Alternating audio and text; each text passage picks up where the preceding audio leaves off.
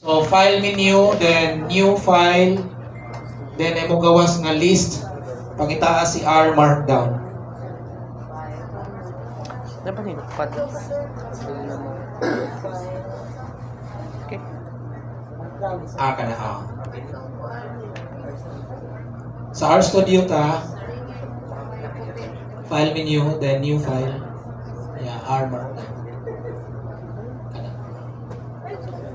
Then naay dialog box nga mo gawas. Supplyin na lang na siya ang information, Ito to, file, no? So if you click R markdown, File, tapos R markdown. recent. New file. nasundan. So again, file menu, then select new file, then look for R markdown na ikalima na option. I-click na once, it will open this dialog box. Okay? Type in na niya whatever you like na title. No, so it's user specified naman. So type a title, kung sa nga title yung ganahan.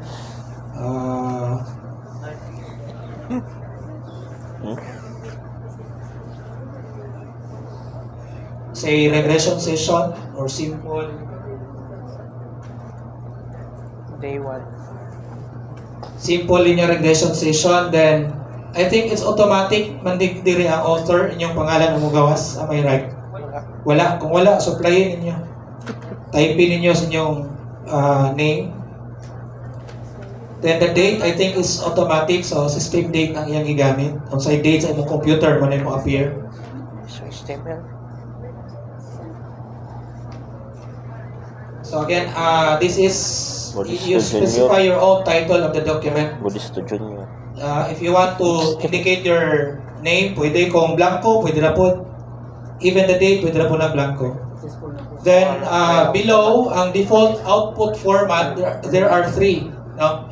So HTML ang default, pwedeng PDF, pwedeng Word. So HTML lang muna ta, then later, probably tomorrow, I will also share how to render the document in PDF, especially for teachers, para kanana itong i-share sa itong mga estudyante. HTML lang muna, then click OK, and this will be generated. So this is actually parang template ni siya. So pwede from this line number 11, they have the same line number 11, pwede na downwards, we can just delete it kaya that is the template man. So ato nang ilisan. Line 12? Sige kung line 12. Basta ka na nga line nga na ay duha ka hashtag signs. Yep. Tapos R markdown, delete tanan paubos. Ha? Kaya maghimo tag ato. Okay. So in the R markdown document, kini siya karon is already an R markdown document, pero ano pa lang, header pa lang ato makita. By the way, kani nga portion mo nikita na to, although layman's term header, pero na siya specific technical name. We call it YAML. I forgot the YA, but ML is markup language. Kasi taga-comside rin. Markup language ang ML. Ang YA, 12 ba dong ubos? I forgot. Sa YAML ang tawagan or simply a header. 12 ba dong ubos? Name title, no? Yep. In fact, kung gusto na nato makita kung sinsuraan blanco pa man din sa ubos, no? So, kani. Wato ta sa NIP, look for NIP. Tanawa lang akong kamot diya sa screen. Yes, sir. Pakitaan ng NIP. I-click lang ninyo. Kausa. It will now ask you to save. By the way, sige, before that, di ba kanina I requested you to create a folder? Nabuhat na to nato. Sige. So, ano sa atong buhaton di ay? Kinanglan mag-declare sa ta sa atong working directory. Working directory na to. Katong working directory as I've said mo itong depository sa tanang files. Data, documents, pictures, images, videos na dito. Sige, so ako nang i-resize ng panel para everybody can clearly see. Na 3 dots na So tawag na icon or whatever. Now, 3 dots, imong i-hover ang imong kamot diha or cursor, pointer, mo na siya go to directory. So i-click na ka usa, then browse patita atong imong gi-create nga folder kanina. Click na ka usa, then you now have an option to browse asa to nga folder nimo gi-deposit Asa pwede? ang mga files. Asa pwede? Nasundan? Okay, Ah, good. sir. Pagkahuman, click open lang. Now sa ako, ang ako working directory is kining BEPSO November 19, 2024. Nadiatanan ako mga documents, files, data. No? Okay. So click lang nga folder, click open.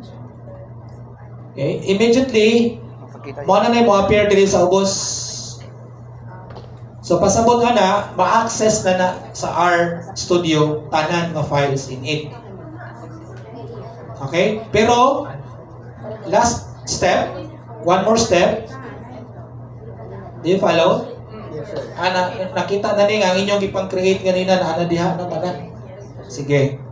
So now click on the gear icon kaning more. Gear icon, mga engineering, master ana. Tapos, it will open, again, another list of options. Pili ang set as working directory. Okay, click po na. Sige. So, ang pasabot na, katong i-open na to nga folder ganina, ato lang siyang i-declare as the working directory. So, pasabot sa working Isaulog directory, to katong file. all files nga atong gamiton will be taken from that folder. Ang atong mag-create, anhapon niya ibutang. Sige, sige, pagkuhanan niyo. No? So, naagin niya tanan. Dili na ka mawala. Kung asa mo to ni mo Tapos, pangitaon click later mo on. dito sa directory. Okay, click set as working directory. Okay. Sige. Nasundan sa everybody?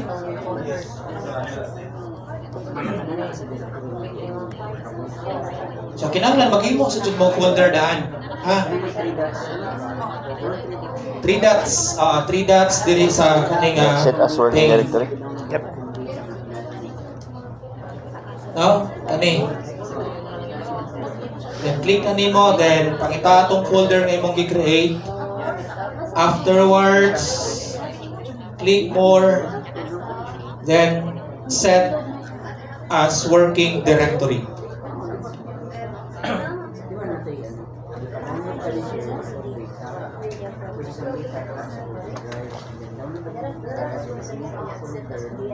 Any questions so far? Sir, dito ba sir, sa pag-delete mong mga one, sir? I-delete. Naman yung entries din di ba? Yes, sir. I-delete lang. Kaya wag mo to. Template naman to siya. Ito to pag-ipulingan. So after delete, sir, Make sure nga naka-working directory na ka. okay. Naana ka? Okay na? Wala pa. Sige. Working directory mo na.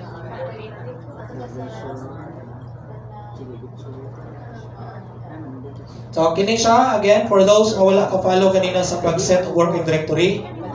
So, kaning nga window or pane, click on this 3 dot icon. Then, proceed to the folder kung asa nimo gi pangbutang ang tanang file. Sa ako nga case, kini, BEPSO. Then, open diretso. This will be populated with data files. Next, click on the gear icon and set as working directory. Kana lang. And automatic here, katong ibuhat using the mouse na siya corresponding code. So ang atong function na gigamit is set WD, meaning set working directory. So everything nga atong buhaton nga using the mouse na siya corresponding code ana. Set WD. Yep. Asa na? Actually, before when I was teaching this, kaniya akong gamiton, ako ipatype.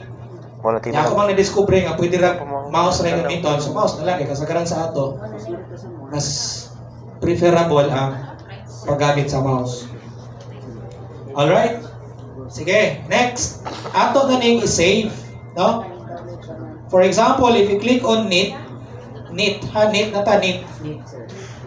Sa computer, murag kuani sa computer science, murag ato nang i-execute, no? Or compile o i-run, no?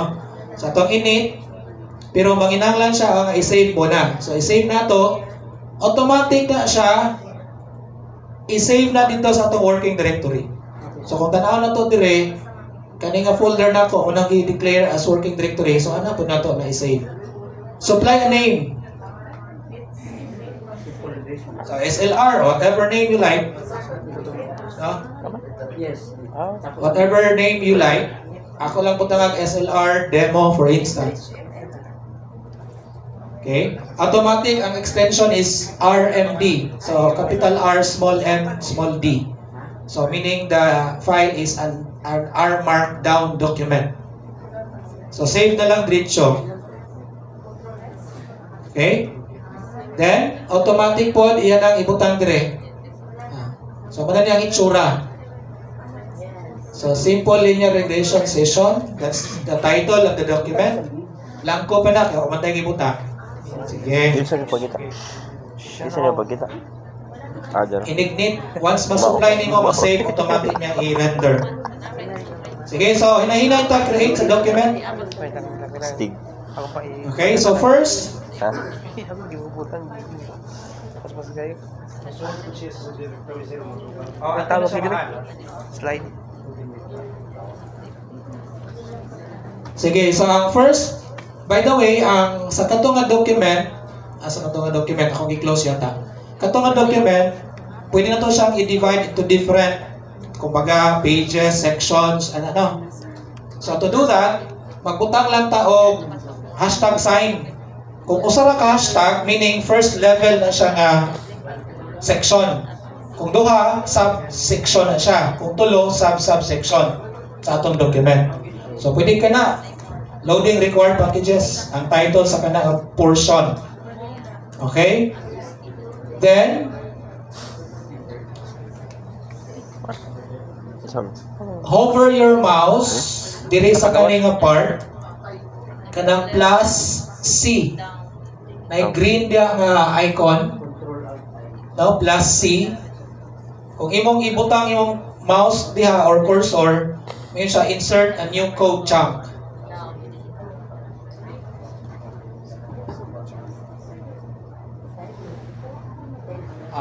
Dako na siguro na no.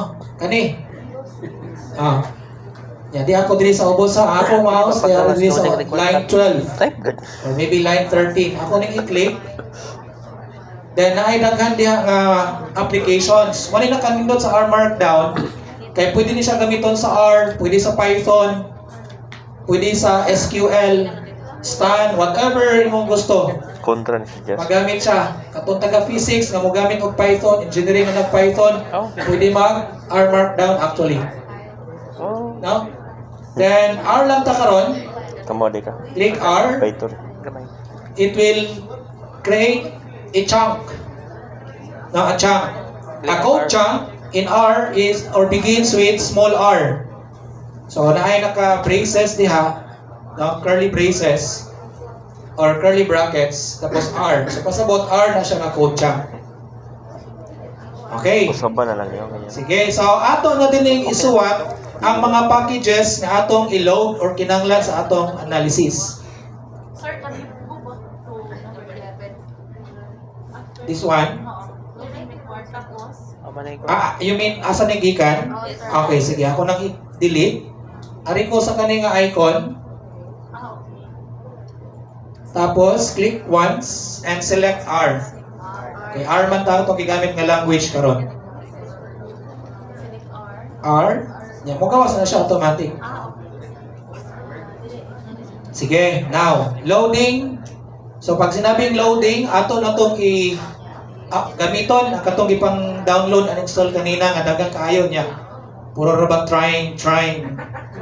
Pero finally naging successful naman no, for some. Kisa pa'y wala naka-install sa mga packages kanina. Wala pa'y uban, no? So kung wala gani mo, unfortunately, just sit beside somebody nga na ay working na nga packages. And make sure nga ka-department mo kay para no, dali na ang pag-share. Sige. Ato ning i-copy and paste. Di ba ninyo ko, prioritize muna the first 5. Di ba na mo kopya sa PDF file? Sa PDF file. Ang PDF file, ani, where is it? Mani siya ang document nga akong i-share dito sa G Drive, which is the PDF version of the HTML file nga akong gihimo in R Markdown. So, mo scroll down lang ko dire. Saan ito dapit? Okay ni. So, pwede rin ninyo actually i-copy paste din eh. I mean, kutob lang sa kana. Copy, balik na sa RStudio, dinhay nga chunk, imong i-paste, Ctrl V. Ano lang. Kutob sa car. Kutob sa car, ha? Ang akong nakopya. Pwede na po kutob sa performance. Sige.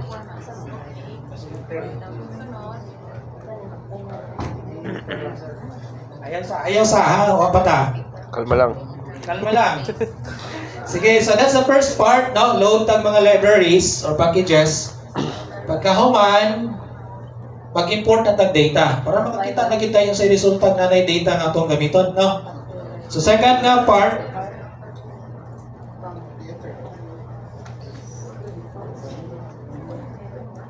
so import the data, create another code chunk.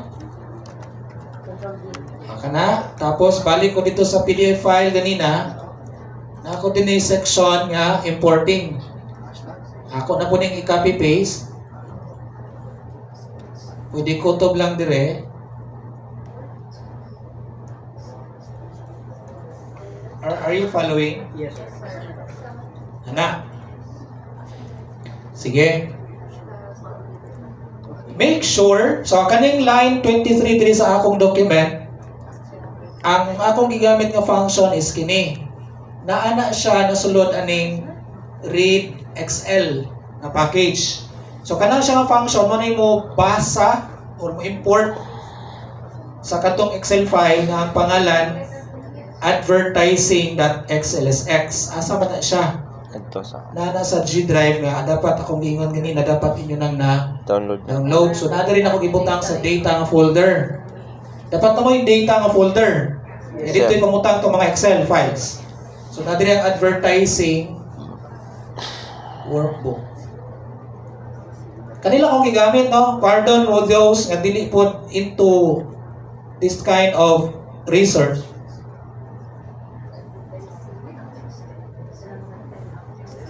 Pero katong taga entrepreneurship, business, medyo familiar sila ani. So, this is the data. This is about sales of products. Tapos, nadiha ang mode of advertisement. Kung TV, kung radio, or newspaper. So, karon for our demo, ato lang sa gamiton ang effect sa TV advertisements on sales. So, that's our problem. Do you follow? So, atong i-check kung unsa may effect sa TV advertisement on sales. Kung padak-an nimo ang gasto sa advertisement sa TV, mutaas pa pud ang sales. Or the other way around, no?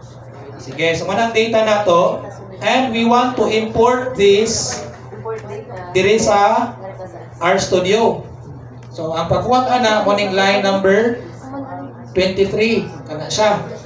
Now, take note, nga kani siya nga file, kay kana nga file to ana sa data nga folder na kabutang. No? So mana siya nga prior to that, gibutangan ako data slash. Kung sa kumsay pa, kana nga akong gi-highlight na data, kuhaan na dito sa data nga folder. No? So dito na niya kuhaon. Pagkahuman, ibutang na niya whatever